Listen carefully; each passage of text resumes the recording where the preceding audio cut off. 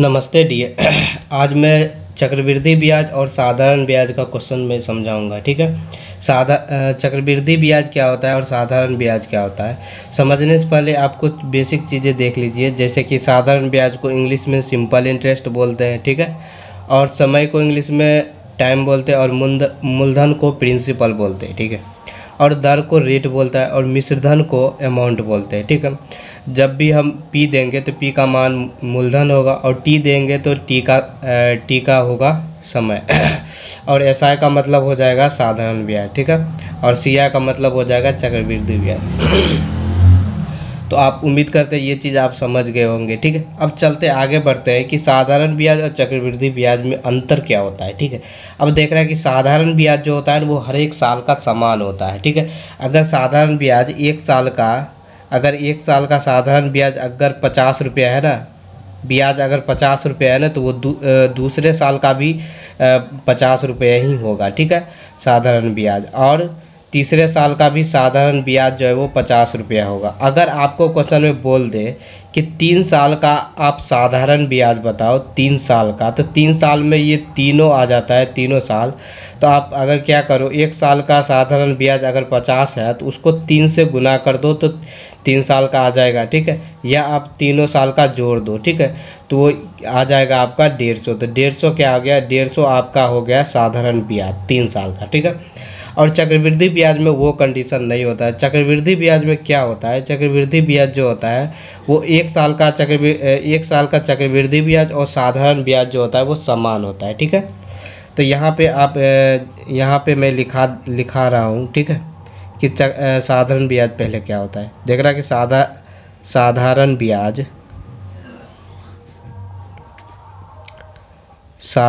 ब्याज हर एक वर्ष का समान ब्याज होता है, ठीक है।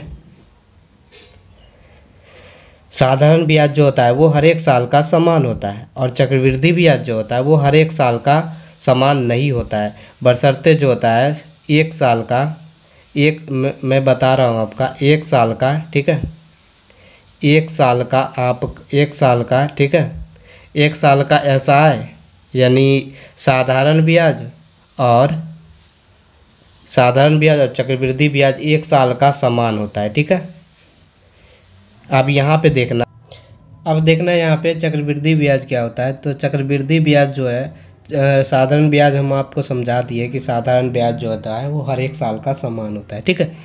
तो जिस तरह देखना, और चक्रवृद्धि ब्याज में क्या होता है कि अगर एक साल का 50 है ना चक्रवृद्धि ब्याज, तो दूसरे साल का क्या होगा, दूसरे साल का 50 होगा, और 50 पर भी ब्याज लग जाएगा, ठीक है, 50 पर भी ब्याज रहेगा, ये 8% का 50 पर भी ब्याज लग जाएगा। तो इस दोनों का योग जो होगा ना वो दूसरे साल का चक्रवृद्धि ब्याज होगा।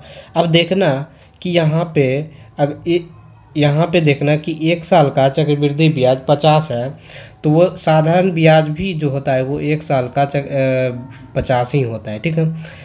इसमें होता क्या है साधारण ब्याज में कि दूसरे साल में भी 50 होता है चक्रवृद्धि ब्याज, तीसरे साल में भी होता है, ठीक है, यानी हर एक साल का जो होगा ना चक्रवृद्धि ब्याज वो समान होगा, यानी 50 रुपया होगा, ठीक है।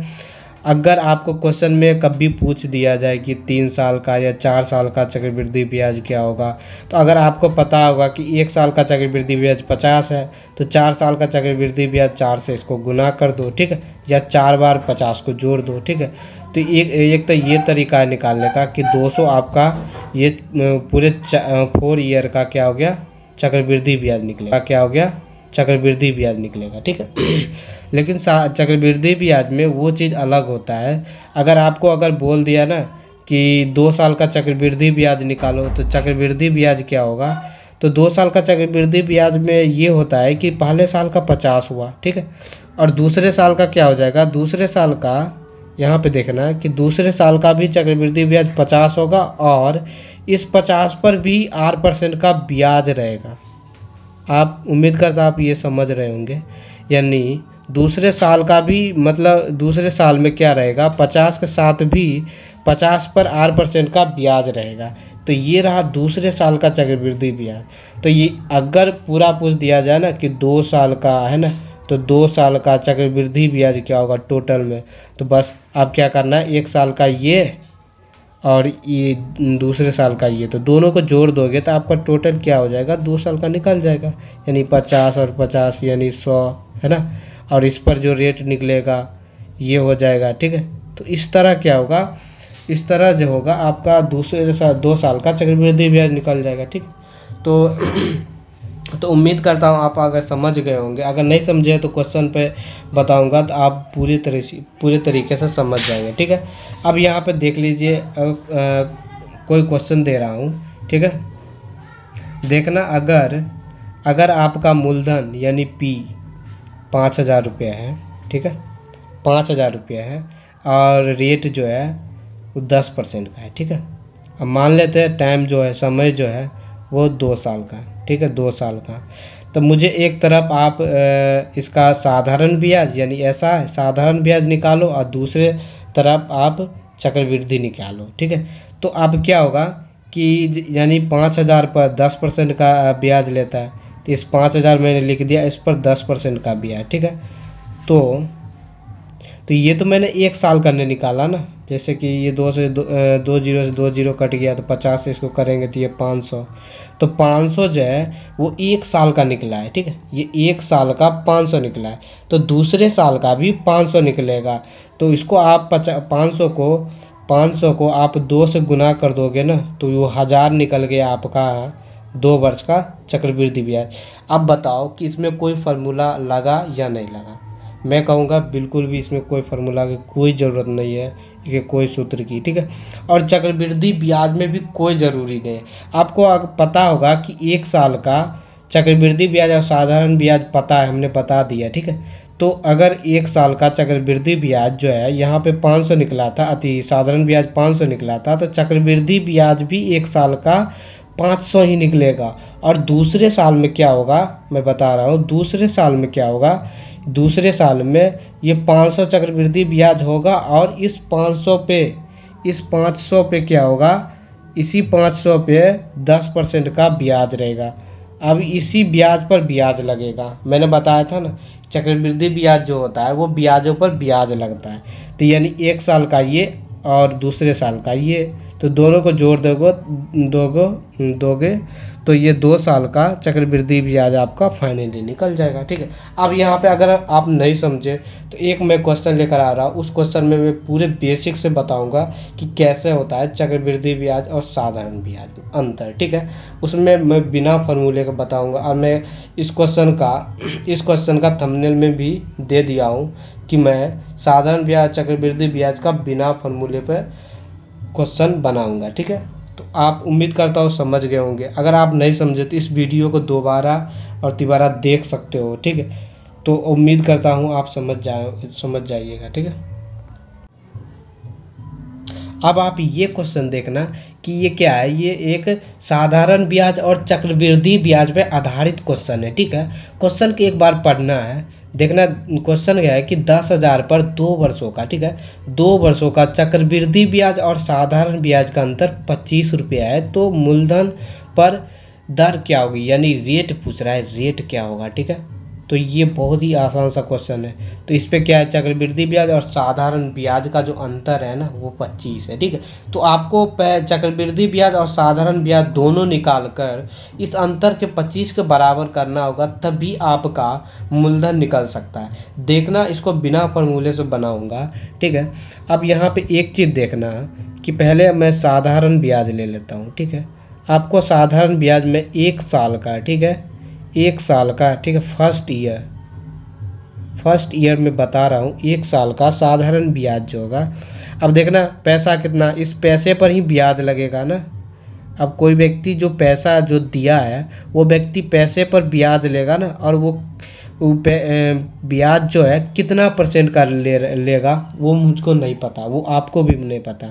तो रेट को R मान लेते हैं। ठीक है, मान लेते हैं कि R% से ब्याज लिया उसने। ठीक है, तो यहाँ से 00 से 00 कटेगा तो क्या आ जाएगा, यहाँ 100R है ना, ये कितना आ गया 100R।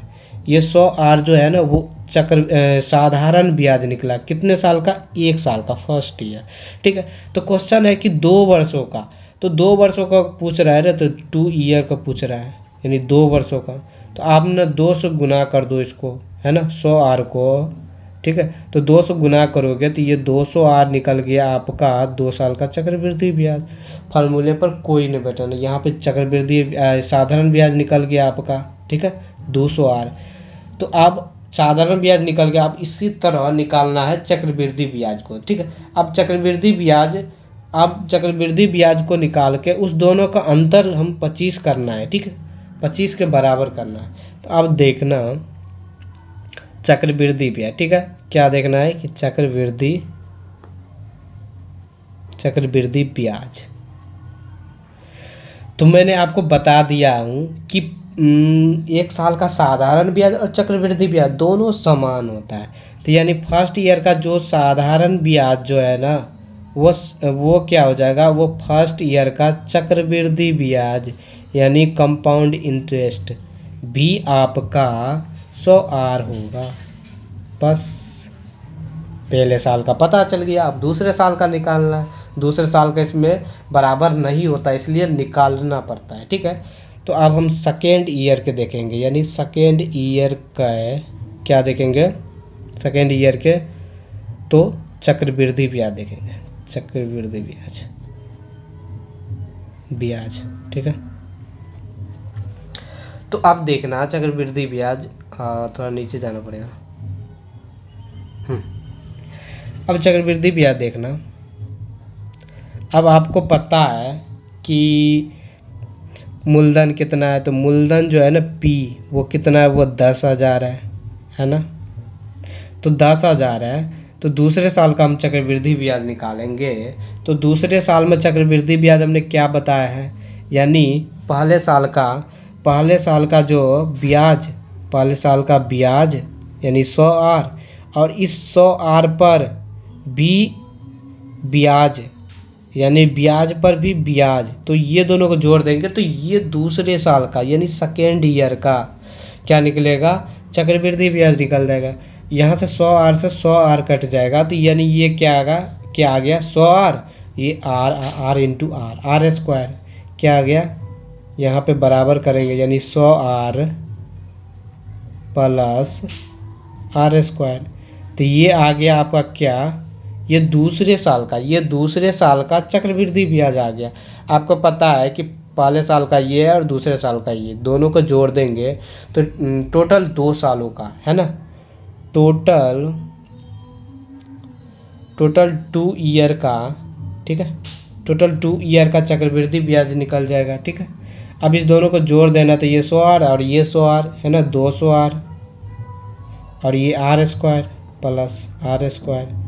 तो बस अब निकल गया 2 साल का चक्रवृद्धि ब्याज, और ऊपर में मैंने 2 साल का ये साधारण ब्याज निकला है, कहाँ गया ये। ठीक है, 2 साल का साधारण ये निकला है। ठीक है, तो 2 साल का साधारण ब्याज ये निकला है और 2 साल का चक्रवृद्धि ब्याज ये निकला है। ठीक है, तो अब देखना यहाँ पे इस दोनों का अंतर कर देंगे ना, इस दोनों का अंतर कर देंगे और अंतर करके 25 के बराबर कर देना है। तो यहाँ पे देखना ये कितना है, ये 200 आर है ना, 200 आर प्लस आर स्क्वायर में से घटा देना है किसको, ये 2 साल का साधारण ब्याज को घटा देना है। ठीक है, साधारण ब्याज को इसलिए घटाना है क्योंकि साधारण ब्याज जो होता है चक्रवृद्धि ब्याज से कम होता है, इसलिए घटाना है। ठीक है, अब इस दोनों का अंतर क्वेश्चन में कह रहा है कि 25 है।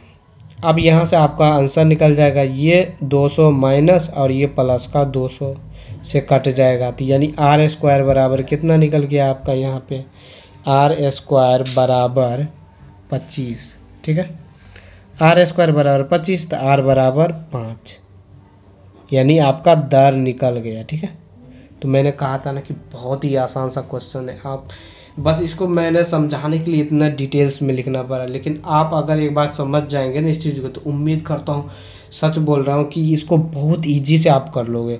इसके कोई फॉर्मूला की कोई ज़रूरत भी नहीं है। ठीक है।